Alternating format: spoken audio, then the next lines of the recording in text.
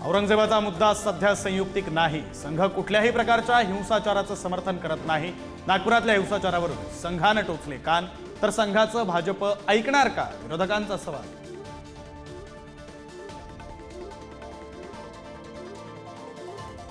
नागपूर हिंसाचारावेळी दंगेखोरांकडून महिला पोलिसाचा विनयभंग, अश्लील शेरेबाजीसह वर्दी खेचत विवस्त्र करण्याचा प्रयत्न.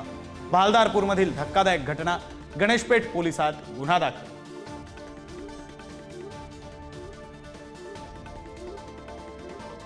नागपूर दंगलीमागे फहीम खान मास्टरमाइंड असल्याची माहिती. फहीमवर 50 ते 60 जणांचा मॉब जमवल्याचा आरोप.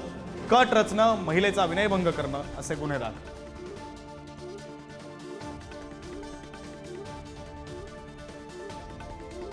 सरपंच संतोष देशमुख हत्या प्रकरणात 3 वॉचमनचे जबाब. पुढारी न्यूजच्या हाती. सुदर्शन गुलेनं देशमुखांना जीवे मारण्याची धमकी दिल्याचं जबाबातून समोर.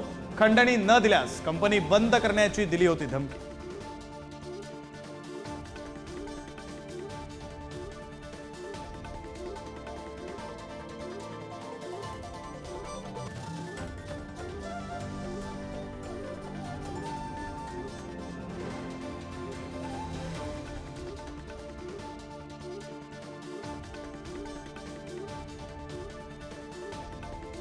शेतकऱ्यांच्या विविध मागण्यांसाठी रविकांत तुपकर आक्रमक. पनवेलमध्ये आंदोलनावेळी तुपकर पोलिसांच्या ताब्यात.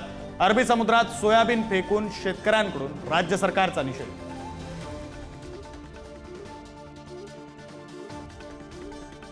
मुंबई पुणे एक्सप्रेसवेवरील प्रवास 1 एप्रिलपासून महागणार. मुंबई पुणे एक्सप्रेसवेच्या टोलमध्ये 3% वाढ होणार. एकेरी प्रवासासाठी 5 रुपये जादा मोजावे लागणार. पिंपरी चिंचवडमधील हिंजवडीत मिनी बसला आग. व्योमा ग्राफिक्स कंपनीच्या 4 कर्मचाऱ्यांचा होरपळून मृत्यू, तर काही कामगार वेळीच बसमधून उतरल्यानं बचावले. नाशिकच्या तिवंदा चौकातील रहाड परिसरात पोलिसांचा सौम्य लाठीचार्ज. रंगपंचमी खेळणाऱ्यांची गर्दी पांगवण्यासाठी लाठीचार्ज केल्याची माहिती.